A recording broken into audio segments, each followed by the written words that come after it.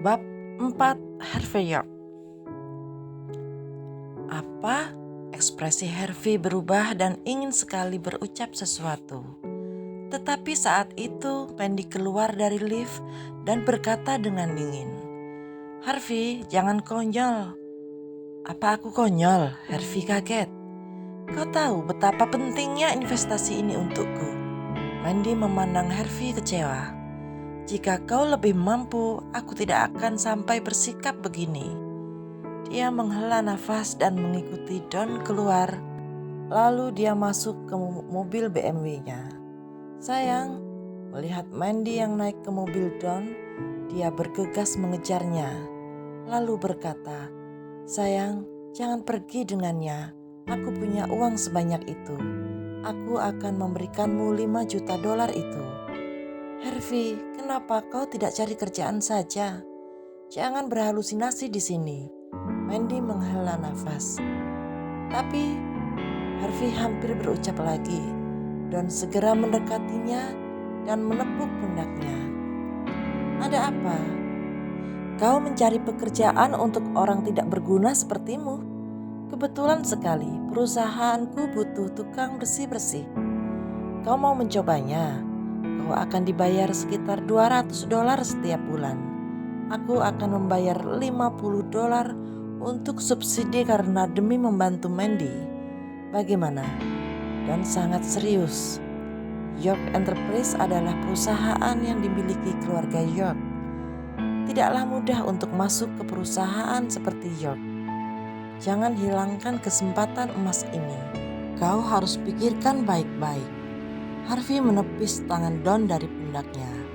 "Aku tidak butuh." "Oh, tidak bersyukur sekali kau, Harvey." Don menggelengkan kepalanya heran. Tak menghiraukan itu, dia segera masuk mobil BMW-nya karena jengkel akan sikap Harvey. "Sayang, jangan pergi. Aku sungguh dapat membantumu dengan uang $5 juta itu." Harvey tidak menyerah dan memandang Mandy, berharap bahwa Mandy akan berubah pikirannya. Sayang, Mandy mengabaikannya. Sebelum kita lanjutkan, teman-teman jangan lupa tekan tombol like, subscribe, and share supaya bisa mengikuti perkembangan bab-bab selanjutnya, oke? "Harvey, berhentilah berteriak. Sebaiknya berhenti berhayal karena kau memang miskin pada kenyataannya." Don membuka kaca dan tersenyum menghinanya. "Kau mau bantu Mandy dengan apa? Uang? Kau tahu CEO dari York Enterprise?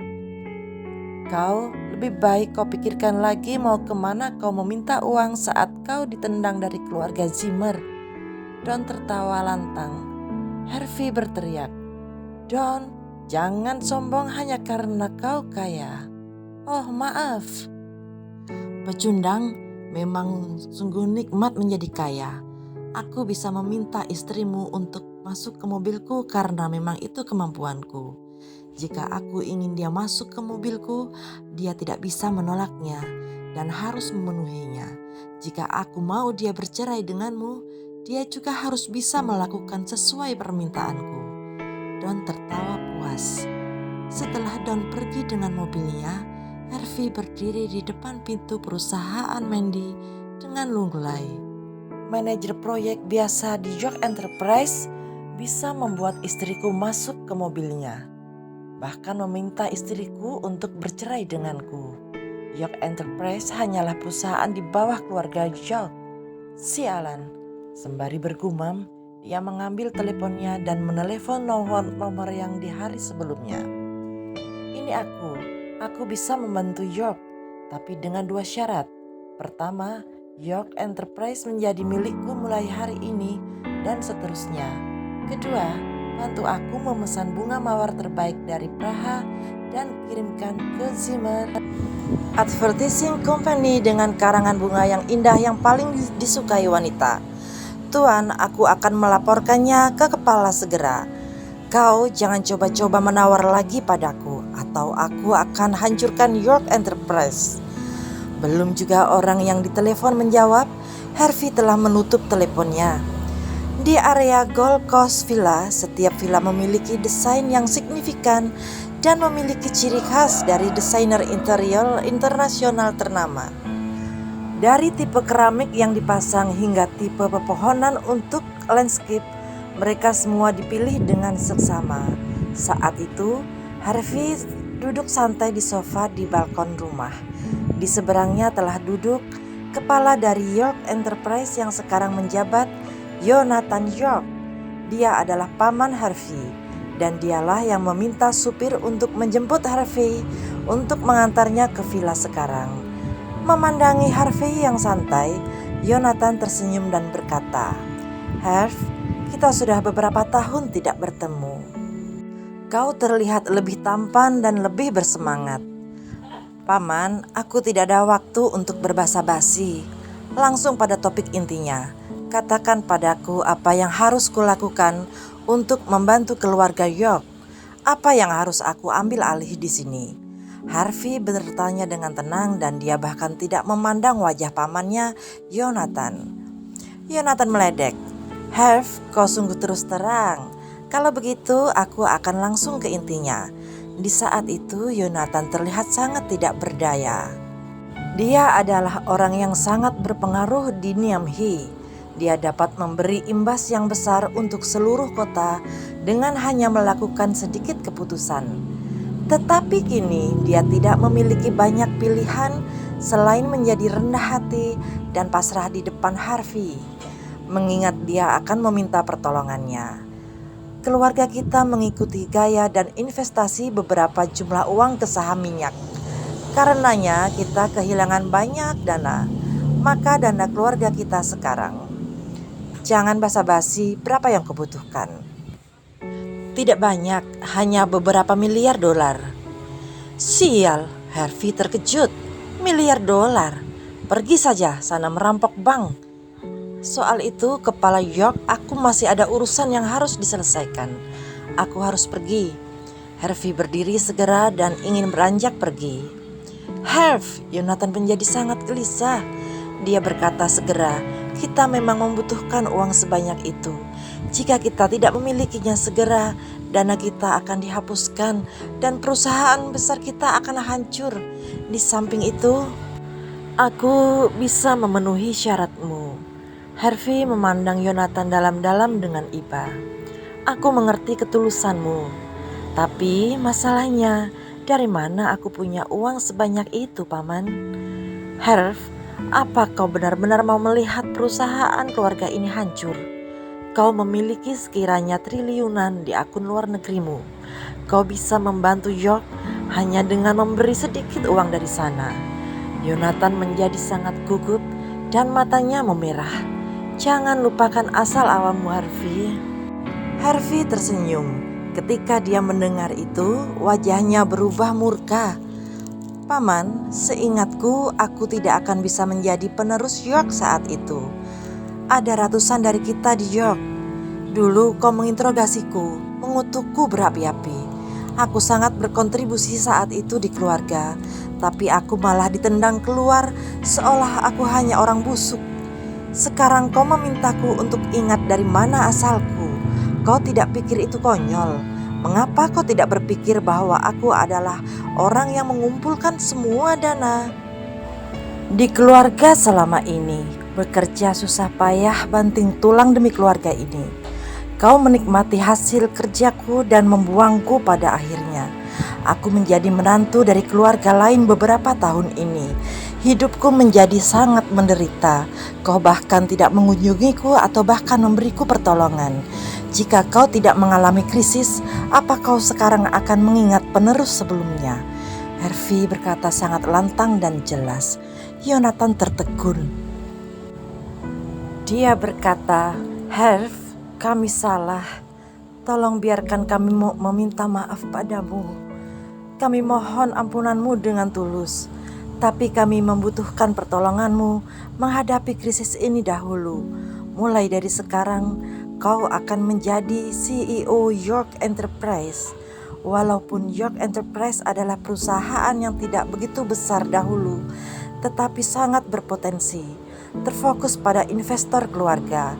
Dan lagi, York memiliki banyak keuntungan saham dari seluruh perusahaan di Newhey, termasuk banyak dari daftar produk baru dan rencana-rencana yang sedang dirancang untuk sementara waktu. Saat itu perusahaan York dipimpin oleh anak perempuan Yonathan dan Billy York. Dia adalah sepupu Harvey. Tak disangka Yonathan mau memberikan jabatan itu kepada Harvey. Baik, setuju. Harvey menimbang-nimbang beberapa saat. Awalnya dia enggan menggubris York, namun dia tetap mengingat jelas apa yang telah terjadi padanya pagi ini. Jika dia tidak mengambil perusahaannya, dia bisa saja dengan mudah dicemooh dan dirundung oleh semua orang. Jangan khawatir, aku akan menyelesaikannya. Kau hanya perlu datang ke kantor dan tanda tangan dokumen besok. Selain itu, aku akan mengurus bunga mawar dari Praha juga. Yonathan sangat lega. Jika Harvey tidak setuju menolongnya, York sungguh akan menderita walaupun tidak sampai bangkrut. Harvey tidak bisa mengabaikan itu. Jika dia tidak bisa menyelesaikan permasalahan kecil seperti ini, dia tidak akan bertahan di bidang bisnis yang akan dia hadapi selanjutnya. Omong-omong, berikan aku jas itu. Harvey beranjak keluar, tetapi dia melihat jas baru dari sofa duduknya dan matanya berbinar-binar. Dia berencana untuk menghadiri pesta reuni kuliahnya malam ini dan dia tidak punya ide baju apa yang ingin dia kenakan karena tidak memiliki baju bagus. Terlalu malam untuk membeli yang baru. Jadi dia melihat jas Yonathan dan meminjamnya. Ini ambillah jika kau suka. Hanya sebuah kado dari Armani. Masih ada label harganya. Yonathan mengangguk. Walaupun jas itu mahal, tetapi tidak sebanding dibandingkan dengan miliaran dolar miliknya. Bagaimana mungkin kepada York peduli soal itu? Harvey tidak berpikir panjang soal itu. Dia segera mengganti bajunya di ruang ganti. Lalu dia melihat sepatu usangnya dan beralih ke sepatu Yonathan di kabinet dan mencibir. Yonathan sepertinya memiliki kaki yang bau. Aku tidak mau memakai sepatunya sama sekali. Lebih baik aku mengenakan sandal. Dia tahu bahwa teman sekelasnya akan menghadiri pertemuan malam ini. Sepertinya putri kecantikan di tahun kuliahnya dulu juga akan hadir, Wendy Sorrell. Harvey sangat bersemangat. Setelah Harvey meninggalkan villa, dia bersiul dan bersepeda menuju Hotel Platinum. Pertemuan reuni tersebut diadakan di sana. Dia khawatir akan terlambat jika dia terlalu lamban. Tiba-tiba terdengar klakson mobil menggelegar. Sebuah Porsche berhenti di sebelah Harvey dan jendela mobil itu terbuka perlahan. Dia melihat ibu mertuanya melepas kacamata hitam dan memandangnya dingin. Harvey menjadi kikuk. Walaupun Lillian Yates adalah ibu mertuanya, dia terlihat seperti wanita 30 tahun karena dia terlalu menjaga penampilan dan kesehatannya. Dia terlihat anggun dan satu hal yang pasti bahwa dia memang sepintas sangat mirip dengan Mandy. Sama-sama cantik, namun dia melihat sekilas ke Harvey, dia berucap dingin. "Dari mana kau dapat jas itu?" Selama 3 tahun Harvey ke rumah Zimmer, orang yang paling dia takuti di keluarga Zimmer adalah Lillian. Mendengar itu dia berkata dengan lembut, "Ibu, aku meminjamnya dari seorang teman." "Oh, apa kau memiliki teman?" Lillian tersenyum kaku, lalu berkata, "Seseorang bilang padaku apa yang telah terjadi di perusahaan hari ini. Karena kau nampak sangat tidak kompeten dalam melakukan sesuatu, pulang dan bereskan barangmu malam ini. Tanda tangani surat perceraian besok. Jangan khawatir, aku yang bayar tunjangan." Harvey langsung merinding. "Tapi Bu, aku sangat mencintai Mandy. Aku tidak bisa hidup tanpanya." Mendengar itu, Lillian tertawa dan berkata, "Tidak usah panggil aku ibu. Aku tidak pantas menjadi ibumu. Jika aku memang menjadi ibumu, aku yakin para leluhurku akan sangat frustasi. Di samping itu, kau bilang mencintai anakku. Bagaimana bisa kau mencintainya tapi kau hanyalah orang tidak Berguna? Apa kau sadar kau sudah menghancurkan masa-masa penting dalam hidup anak perempuanku selama 3 tahun ini? Barusan saja Don meneleponku. Dia bilang dia akan membayar jutaan dolar sebagai hadiah pernikahan asalkan aku memberinya restu dan memperbolehkannya menikahi Mandy. Kau tahu berapa banyak? Aku yakin kau tidak akan percaya. Oke teman-teman, jangan lupa tekan tombol subscribe and like supaya kalian dapat mengikuti bab-bab selanjutnya. Oke, terima kasih. Sampai jumpa di bab selanjutnya.